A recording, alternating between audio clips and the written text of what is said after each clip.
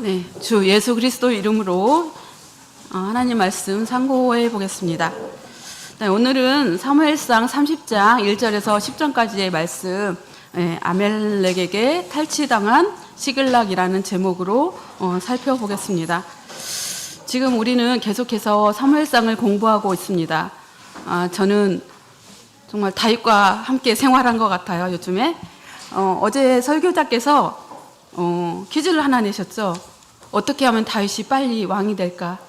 저는 남편이랑 같이 빨리 사울이 죽어야지 그러고 있었어요.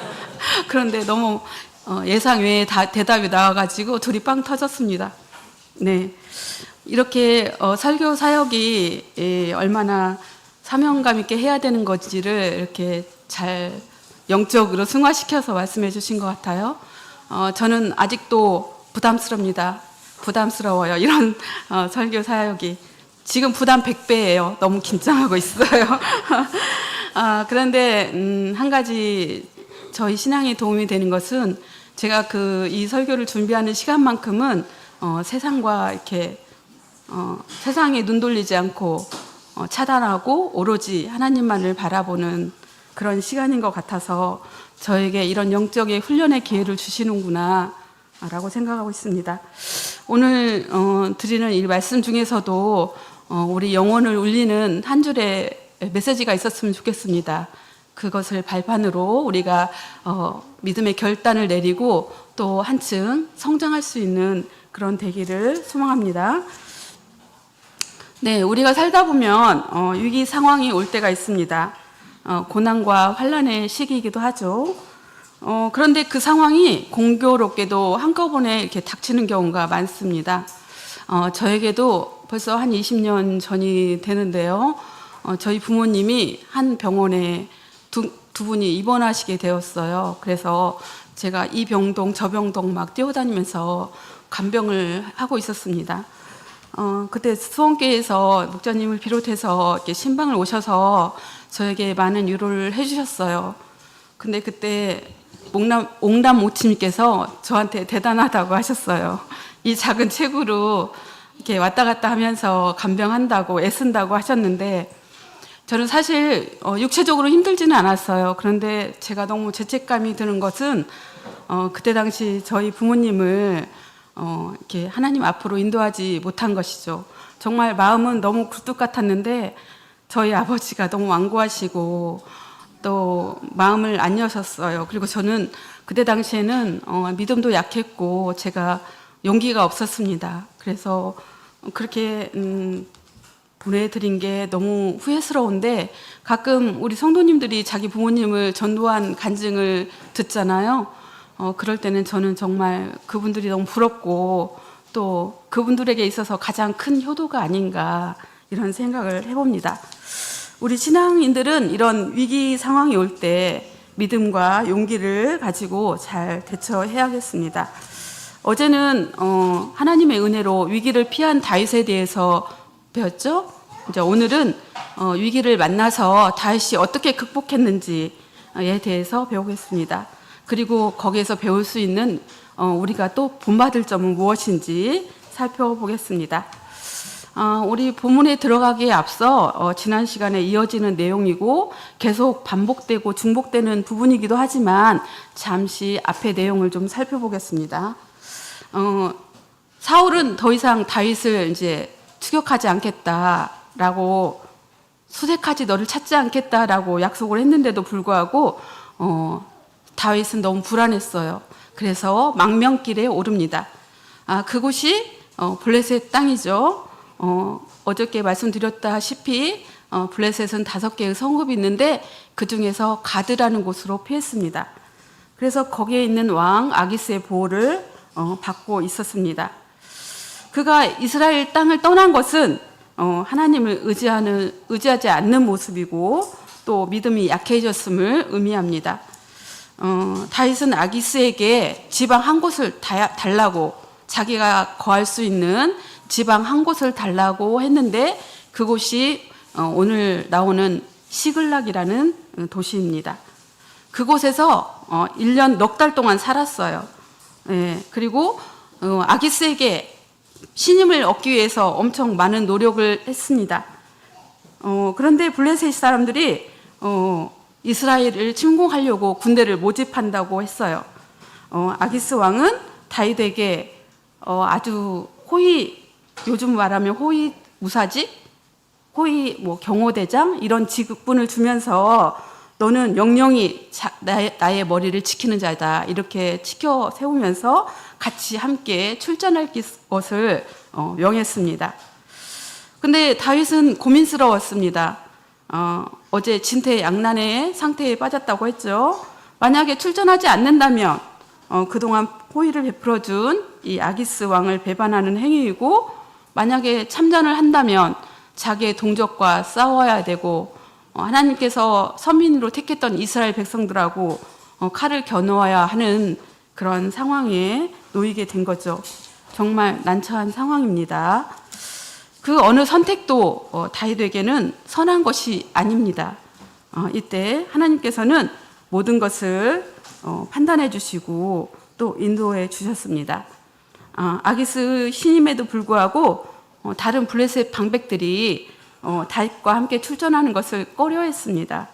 그래서 자기 병사들과 함께 블레셋 군대를 떠나 자기의 거주지인 이 시글락으로 돌아오게 됩니다.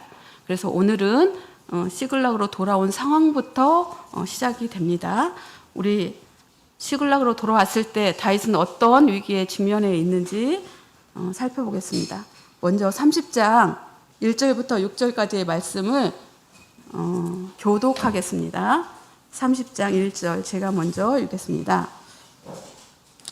다윗과 그의 사람들이 제3일에 시글락에 있을 때 아말렉 사람들이 이미 남방과 시글락을 침노하였는데 그들이 시글락을 쳐서 불사르고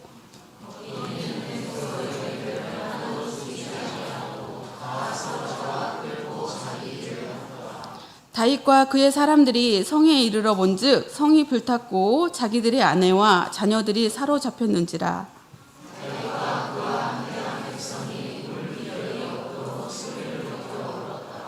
다윗의 두 아내 이스르엘 여인 아히노암과 갈멜 사람 나발의 아내 되었던 아비가일도 사로잡혔더라. 백성이 각기 자기 마음이 슬퍼서 다윗을 돌로 치자 하니 다윗이 크게 군급하였으나 그 하나님 여호와를 힘입고 용기를 얻었더라. 네. 시글락의 상황은 다윗이 본 시글락의 상황은 첫 번째 아말렉 사람들이 시글락을 침노했습니다. 자, 여기서 잠시 앞에서도 다 다뤘던 내용인데 아말렉 족속이 어떤 족속인지 한번 알아보겠습니다. 자, 아말렉은 야곱의 형인 에서의 후손입니다. 그런데 이스라엘 사람들이 출애굽할 때 애굽을 나올 때 뒤에서 연약한 자들을 쳤습니다. 이것은 하나님의 구원 사역을 방해하는 행위이고 또 저주받을 범죄이기 때문에 하나님께서는 반드시 멸망시키라고 명령하셨습니다. 신명기 25장 17절을 보겠습니다. 신명기 25장 17절. 네. 거기를 보면 너희가 애굽에서 나오는 길에 아말렉이 너희에게 행한 일을 기억하라. 곧 그들이 하나님을 두려워하지 아니하고 뒤에 보면 피곤함을 타서 내 뒤에서 떨어진 약한 자를 쳤느니라 그랬죠. 그래서 뒷부분에 보면은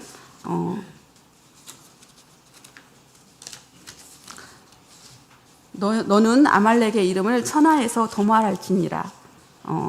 천하에서 없애라. 너는 잊지 말지니라. 이렇게 명령하셨습니다. 이 아말렉과의 전쟁의 처음은 출애굽기 17장에 나와 있는데요. 아말렉과 싸울 때 아론과 모세가 이렇게 팔을 들어서 높이 들었을 때 하나님께서 승리로 이끈 그런 사건이 있었죠. 그 이후로도 아말렉으로 인해서 대대로 싸울 것임을 예언하셨습니다. 우리가 사무엘상 15장에서 살펴본 것처럼 하나님께서는 사울에게 아말렉을 진멸하라고 했습니다. 네, 그런데 그는 불순종으로 인해서 아말렉을 진멸하지 않고 그런 이유로 인해서 오늘까지 이렇게 화를 당하게 된 것입니다. 아말렉은 오늘날 하나님의 백성을 미워하고 죽이는 세력을 대표하고 있습니다. 우리 신앙생활에서도 이렇게 성도 생활을 노리는 그런 죄악이 있습니다. 우리가 사울이 진멸하지 않음으로 계속 이렇게 화를 당하듯이 우리 성도 생활에 있어서도 이런 죄악을 근절하지 않으면 항상 마귀는 기회를 틈타서 우리를 유혹합니다. 혹시 우리에게 나쁜 습관이나 또 나쁜 생각들이 있습니까? 우리 신앙인들은 이런 것으로 인해서 세상에 시간을 뺏기고 또 정신적으로 피폐해져서 신앙생활에 많은 장애를 가져오게 됩니다. 그래서 우리는 이것을 근절해야 합니다. 이런 죄의 특징은 한 인격을 파멸할 때까지 끈질기게 접근합니다. 아말렉이 진멸하지 않으니까 계속 이스라엘을 침공하듯이 이런 죄는 우리를 멸절시키지 않는 한 계속 따라다닙니다. 우리가 만약에 죄가 있다면 그것을 철저하게 회개하고 또 반복해서 똑같은 죄를 저지르지 않도록 노력해야겠습니다. 자, 히브리서 12장을 보겠습니다. 히브리서 12장 1절. 12장 1절에 보면 모든 무거운 것과 얽매이기 쉬운 죄를 벗어버리고 인내로써 우리 앞에 당한 경주를 경주하며 믿음의 주요 또 온전케 하시는 이인 예수를 바라보자. 이렇게 나와 있습니다. 우리는 주님만을 바라보며 우리의 잘못된 또 악의 근원을 없애야겠습니다. 자, 시글락의 상황 두 번째. 아말렉 사람들에 의해서 시글락은 완전히 초토화가 되었습니다. 그리고 성은 불타 있었고요. 또 더 슬픈 것은 가족들이 모두 붙잡혀 갔습니다. 자, 우리는 전쟁을 겪어보지 않은 세대죠. 그래서 그 전쟁을 치른 후에 그 참담한 현황을 이해하기 참 힘듭니다. 그래서 우리는 영상이나 어떤 기록물로 자료를 통해서 보는데요. 요즘에 어떤 재난 현장을 보게 되죠. 화재로 인해서 이렇게 처참한 환경, 또 아니면 요즘에 홍수로 인해서 많은 지역들이 물에 잠기고 떠나려 갔다고 하는데 그런 것들을 보면서 그 심정이 조금 비교가 될까? 그 심정 정도 될까라는 생각을 해봅니다. 다윗은 연약한 여자들과 자녀들만 남겨놓고 모두 전쟁에 참여했습니다. 여기에 다윗의 잘못이 있습니다. 최소한 이들의 안전을 책임질 그런 인력을 남겨두고 갔어야 했는데 일단 아기스에게 인정받고 또 충성심을 표현하기에 급급한 나머지 뒷일은 생각하지 않고 모두 출전했습니다. 자, 2절에 보면 무장하지 않은 이 연약한 여인들을 죽이지 않았어요. 그리고 모두 끌고 갔습니다. 그런데 아마 그 이유는 애굽의 노예로 이렇게 팔아서 큰 수입원을 얻기 위함이다라고 짐작됩니다. 왜냐하면 30장 13절에 보면 그 한 애굽 소년이 아말렉 사람의 종이었는데 벌어졌어요. 그래서 다윗에게 와가지고 아주 중요한 사실을 제공하게 되죠. 하지만 이런 아말렉의 나쁜 관행을 아주 하나님께서는 선하게 이용하셔서 놀라운 일로 변화시켰습니다. 이스라엘 백성들을 보호하기 위해서이죠. 후에 아무도 죽이지 않았기 때문에 사로잡혀 갔기 때문에 다시 찾아올 수 있었습니다. 다윗은 사울의 눈을 피해서 언약의 땅인 이스라엘을 떠나 블레셋 시글락으로 왔습니다. 이곳이 안전을 보장해 주는 적격의 장소라고 생각한 거죠. 그러나 현실은 달랐습니다. 다윗의 생각은 당연히 하나님의 생각과 다르죠. 그는 이스라엘을 자기 고국의 땅인 이스라엘을 떠나서는 안 되었습니다. 우리도 마찬가지로 우리 하나님 안에 거하는 것이 가장 안전합니다. 하나님을 떠나서 세상적으로 잘되고 부귀 영화를 누리는 것이 잘된 행복이 아니라 하나님 안에서 하나님을 모시고 사는 신앙의 생활이 더 값지고 행복한 길임을 알아야겠습니다. 네, 제 주위에도 이제 믿음이 멀어지거나 좀 떨어진 사람들이 많이 있습니다. 그래서 그들의 믿음을 회복하기 위해서 이제 권면을 하게 되죠. 그런데 그들의 대답이 나는 시간이 없어. 직장일이 너무 바쁘고 교회 나갈 시간이 없어서 못 가. 이렇게 할 때 저는 가장 안타깝습니다. 네, 어제 희수형제님 그 간증에서 들었다시피 우리가 하나님 앞에 섰을 때 하나님께서는 더 큰 축복을 내려주십니다. 우리 생활은 항상 하나님을 우선순위로 두고 생활해야 합니다. 그렇다면 그 외에 다른 걱정들을 다 없애주시리라 믿습니다. 자, 이런 시글락의 상황 앞에서 다윗은 어떻게 했어요? 네, 다윗과 그의 백성들은 아주 슬피 울었다고 되어 있습니다. 얼마나 울었는지 울 기력이 없다고 네, 소리 높여 울었다고 되어 있습니다. 당연히 슬프겠죠. 너무 자기 거주지가 다 황폐화됐고 또 자기 가족들이 없어졌으니까요. 아마 백성들은 처자를 잃을 슬픔과 함께 또 지도자로서 책임을 다하지 못한 다윗을 원망하는 그런 눈물을 흘렸을 것입니다. 다윗은 이스라엘 땅을 떠나서 이렇게 온 점을 후회하고 또 너무 우방기 상태로 시글락을 내버려 두었다라는 그런 후회감으로 아마 울었을 것입니다. 근데 그를 따르던 군사들이 그 책임을 완전히 다윗에게 돌렸습니다. 그래서 다윗을 돌로 치자라고 하였습니다. 이런 상황에서 감정을 다스리지 못하고 이성을 잃은 그런 모습이죠. 우리는 연약한 인간이기 때문에 먼저 나만을 생각하는 이기적인 마음이 큽니다. 그러나 지금까지 믿고 따르던 지도자인데 너무 분별력이 없는 태도이죠. 모진 바람이 불 때 강한 풀을 알 수 있다라는 말이 있습니다. 모진 바람이 불 때 강한 풀을 알 수 있다. 모진 바람은 어려움, 시련을 나타내는 말이죠. 이런 처지에 놓여 있을 때 그 사람이 어떤 사람인지 그 사람의 진 면목을 알 수 있다는 것입니다.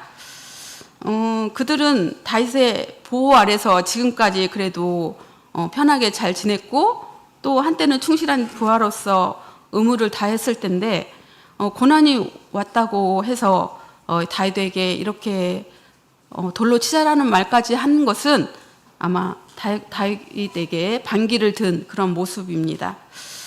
물론 다 그렇지는 않겠죠. 뒤에 내용을 보면 몇몇의 그런 나쁜 무리들이 선동을 했을 것입니다. 자, 시편 56편 4절을 보겠습니다. 시편 56편 4절. 다 같이 한번 읽어보겠습니다. 시작. 내가 하나님을 의지하고 그 말씀을 찬송하올지라. 내가 하나님을 의지하였은즉 두려워 아니하리니 혈육 있는 사람이 내게 어찌하리이까. 네, 혈육 있는 사람이 나하고 가까이 지금까지 동고동락한 이 부하들이 나를 치자고 합니다. 어떻게 하오리까? 이렇게 하소연을 하죠. 네, 우리는 이렇게 환난을 당했을 때 인간적인 것이 아니라 오직 하나님을 의지하여 위기를 극복하는 참 신앙인이 되기를 소망합니다. 네, 그럼 다음은 이런 위기와 고난을 이겨낸 다윗의 훌륭한 점, 우리가 본받아야 할 점을 한번 알아보겠습니다. 30장 6절에서 10절까지 말씀, 우리 짧으니까 같이 읽겠습니다. 6절에서 10절까지의 말씀 시작. 백성이 각기 자녀들을 위하여 마음이 슬퍼서 다윗을 돌로 치자 하니 다윗이 크게 궁급하였으나 그 하나님 여호와를 힘입고 용기를 얻었더라. 다윗이 아히멜렉의 아들 제사장 아비아달에게 이르되 청컨대 에봇을 내게로 가져오라. 아비아달이 에봇을 다윗에게로 가져오매 다윗이 여호와께 묻자와 그러되 내가 이 군대를 쫓아가면 미치겠나이까? 여호와께서 대답하시되 쫓아가라. 내가 반드시 미치고 정령 도로 찾으리라. 이에 다윗과 그와 함께한 600명이 가서 부솔 시내에 이르러는 뒤떨어진 자를 거기 머물렀으되 곧 피곤하여 부솔 시내를 건너지 못하는 200인을 머물렀고 다윗은 400인을 거느리고 쫓아가니라. 네. 자, 여기서 우리 다윗의 신앙에 본받을 점, 훌륭한 점은 무엇일까요? 첫 번째, 하나님과 바른 관계를 정립했다는 것입니다. 하나님과 바른 관계를 정립했습니다. 6절에서 보면 다윗의 부하들은 슬픔으로 인해서 다윗과의 그동안의 관계를 단절시키고 끝으로 치닫고 있는 모습을 보여주죠. 황무지에서 사울을 피해서 도망 다닐 때 얼마나 어려움들이 많았겠습니까? 먹을 것이 없어서 굶주릴 때도 있었을 것이고 여러 주위의 환경으로 인해서 힘들었을 텐데 그렇지만 서로 위로하고 또 평안을 같이 나눴던 그런 돈독한 사이였습니다. 그런데 지금까지 그런 여정을 모두 잊어버리고 이런 슬픔 안에서 그만 이성을 잃고 분별력을 상실했습니다. 이 부하들은 어떻게 해결할 방법을 생각했어야 했습니다. 그런데 시도도 하지 않고 다만 지도자처럼 또 왕처럼 모시던 이런 다윗을 돌로 치자고 죽이자고 하였습니다. 어찌 보면 반역자의 그런 태도이죠. 이 부하들도 아마 나중에 다윗이 왕이 될 거라는 것을 알고 있었을 텐데요. 그래서 다윗은 크게 궁급하였다라고 나와 있습니다. 이 궁급하다의 원어는 야차르라고 하는데 갑갑하다, 나를 매다, 목을 매다, 목을 매서 답답하다, 또 곤란 중에 있다 이런 뜻이라고 합니다. 창세기 32장에 야곱이 형 에서를 만나러 갔을 때 이런 표현이 나왔거든요. 32장 7절에 야곱이 심히 두렵고 답답하여, 이 표현이 야차르입니다. 상황이 조금 이해가 되실까요? 네, 지금 다윗은 너무 난처한 상황에 처해 있습니다. 그리고 답답합니다. 이 슬픔과 슬픔의 현실에서 어떻게 헤쳐나가야 될지 고민에 빠지게 되었습니다. 그런데 이런 상황에서 다윗은 하나님 여호와를 힘입고 용기를 얻었다고 했습니다. 하나님 여호와를 힘입고 용기를 얻었다. 자, 이 말은 하나님께서 힘과 지혜를 주시는 분이라는 것을 믿고 구했다는 것입니다. 하나님께서 이 슬픔을 이길 수 있는 새로운 힘을 공급하셔서 내가 담대해지고 강해지게 하셨다. 자, 다윗은 하나님이 어떤 분이신지를 확실히 알고 있고 인식하고 있습니다. 하나님은 당신의 백성과의 언약을 지키시는 분이시고 또 의지하고 나아갈 때 도와주시는 분이라는 것을 믿었습니다. 그래서 부하들에게 어떤 회유나 설득도 하지 않았습니다. 구차한 변명도 하지 않았습니다. 오직 하나님께서 공급하시는 그런 힘과 지혜로 이 어려움을 극복하리라 생각했습니다. 우리 성도들에게도 이런 환난이 올 수 있습니다. 우리 신앙인이라고 하나님께서 다 이런 고난을 없애주시는 건 아니죠. 그런데 우리가 비신앙인들과 다른 점은 먼저 우리는 하나님을 잘 인식해야 됩니다. 그리고 하나님과의 바른 관계를 통해서 이 문제를 해결해야 합니다. 환경과 다른 사람을 바라보지 말고 우리를 도우시는, 인도하시는 하나님을 의뢰해야 합니다. 그분의 주권을 믿고 또 그 뜻 안에서 거하는 자는 어떤 역경에도 새로운 용기와 소망을 주신다는 것을 알아야 하겠습니다. 다윗은 시편 39편에서 주여 내가 무엇을 바라리요 나의 소망은 주께 있나이다 라고 노래했습니다. 나의 소망은 하나님께 있습니다. 자, 두 번째, 다윗의 훌륭한 점. 두 번째는 하나님과의 대화로 문제를 해결했습니다. 다윗은 이 어려운 문제를 개인의 생각으로 해결하려고 하지 않고 신앙적인 행동으로 출발을 했습니다. 그래서 제사장 아비아달에게 에봇을 가져오라고 지시했습니다. 28장에서도 우리가 언급되었듯이 사울이 높당에서 그 다윗을 숨겨두었다는 이유로 그때 제사장인 아히멜렉과 85인의 제사장들을 학살하는 그런 사건이 있었습니다. 그때 그 아히멜렉의 아들인 아비아들만이 혼자 도망을 쳐서 이 다윗에게 왔는데요. 그때 이 에봇을 가지고 온 것입니다.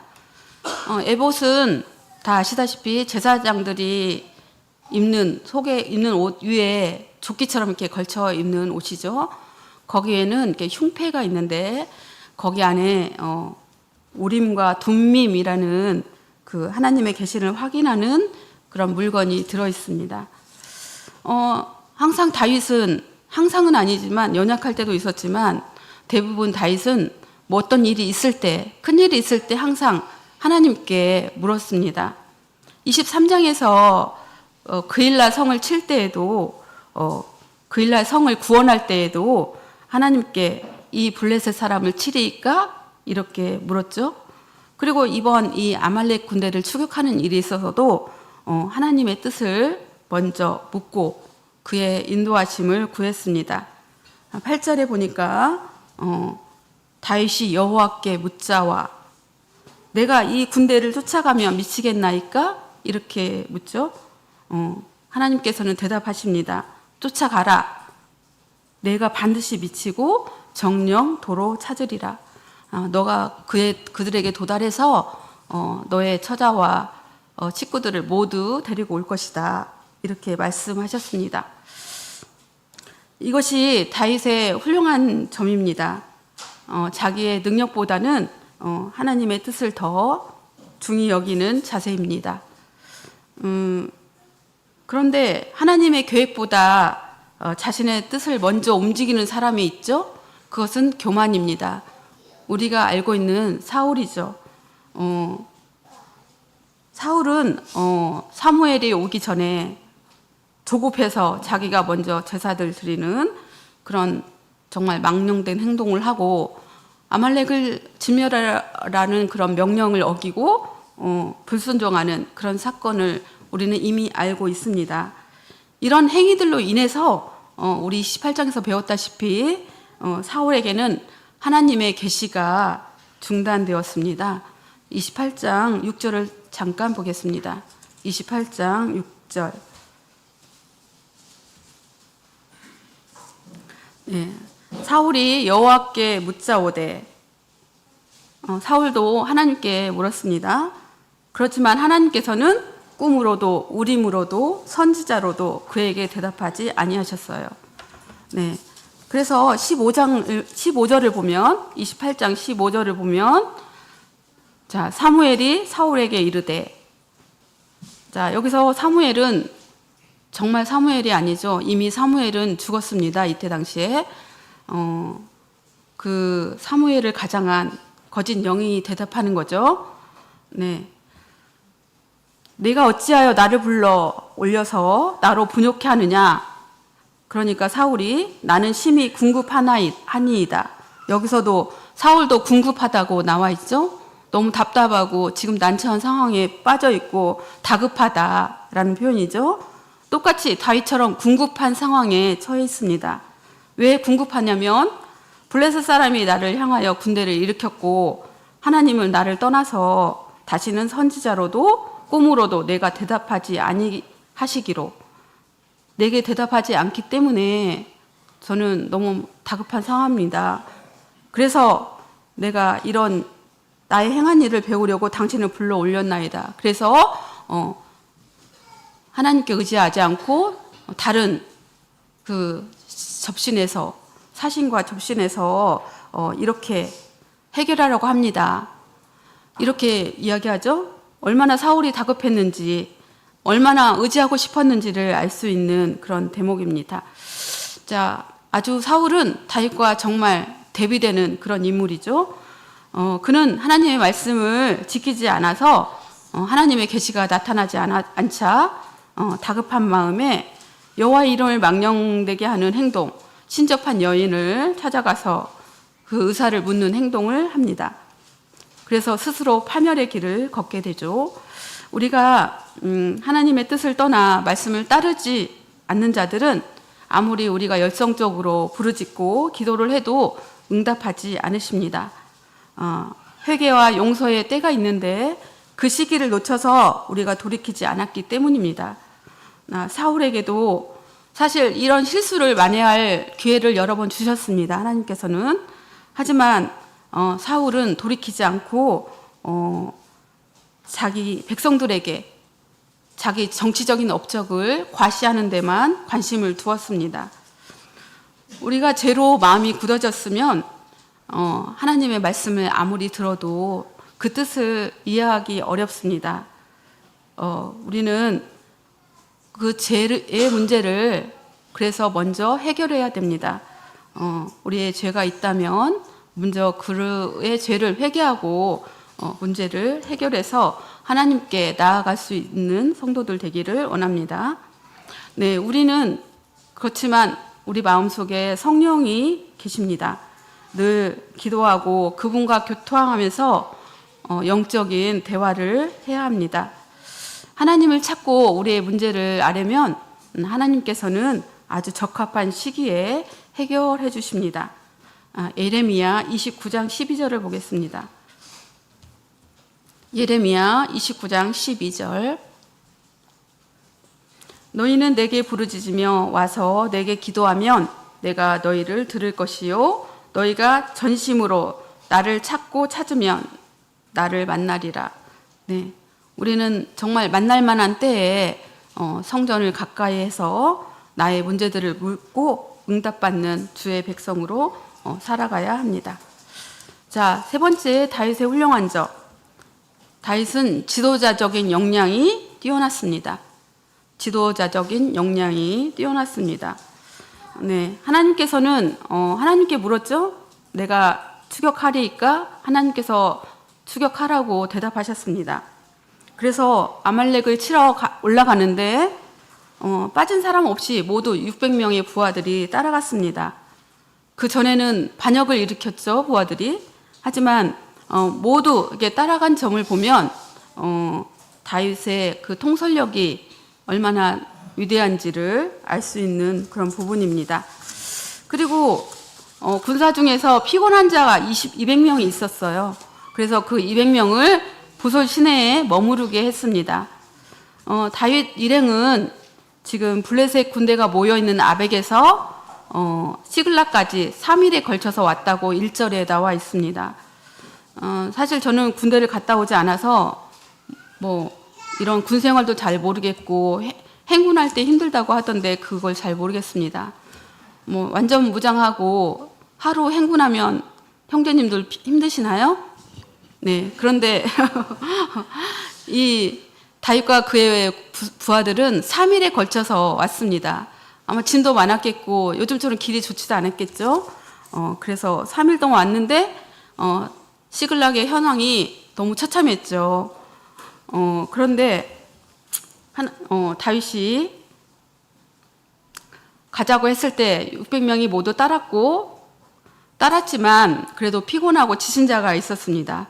그래서 그들에게 강행군을 강요하지 않았습니다. 지친 몸을 추스리고 소유물도 지키게 하면서 잠시 부솔 시내에 머무르게 한 것이죠. 그리고 400명의 군사들만 이끌고 쫓아갔습니다. 이는 다윗이 부하들을 얼마나 사랑하고 아끼는지를 볼 수 있습니다. 다윗은 자신에게 이렇게 한 것은 하나님께서 자신들과 함께 하심을 확신했기 때문에 외부적인 조건에 눈을 돌리지 않았습니다. 하나님의 구원은 사람이 생각하는 숫자에 있지 않다고 우리 14장 요나단의 말을 통해서 배웠죠. 그리고 자기가 소년 시절에 여호와의 구원은 칼과 창에 있지 않다고 경험했습니다. 이처럼 하나님의 도우심을 믿고 확고한 신앙심이 승리의 요인임을 알고 행동하는 지도자였습니다. 그리고 이어지는 이제 내용에 보면 탈취물을 이제 분배하는 과정에서 이 낙오된 200명에게도 공통으로 분배했습니다. 그것을 반대하는 악한 자와 비류들이 있었습니다. 그런데 아마 그들의 잘못된 생각을 논리적인 근거를 들어서 설득했을 것입니다. 우리는 도피 생활 동안 온갖 힘든 일을 겪은 가족 공동체이다. 그리고 또 이 전쟁을 승리로 이끈 것은 하나님이시고 이 전리품 또한 하나님께서 허락하신 것이다. 그래서 그런데 전쟁에 참여하지 않았다고 해서 차별한다는 것은 하나님의 사랑의 윤리에 어긋난 일이다. 우리는 그래서 같은 공동체이기 때문에 또 공동 분배해야 된다. 이렇게 아마 설득했을 것입니다. 다윗은 하나님의 은혜를 바탕으로 한 인격의 소유자였고 또 설득력과 포용력을 지닌 아주 훌륭한 지도자임을 알 수 있습니다. 우리 성도들도 삶 속에서 남에게 보여지는 조건보다는 어떤 그리스도의 능력을 믿어야 합니다. 이런 믿음이 있을 때 어려운 상황이 해결이 되고 또 우리의 생각을 초월한 일들이 일어난다는 것을 체험하게 됩니다.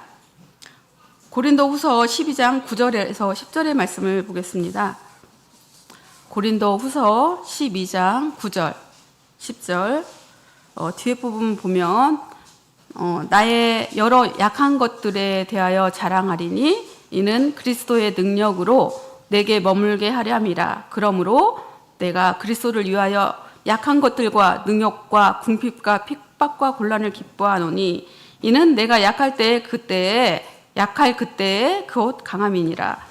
네, 바울은 자기의 약한 점 때문에 주님을 의지하게 되었고 또 많은 능력 행하심을 맛보게 되었다고 고백합니다.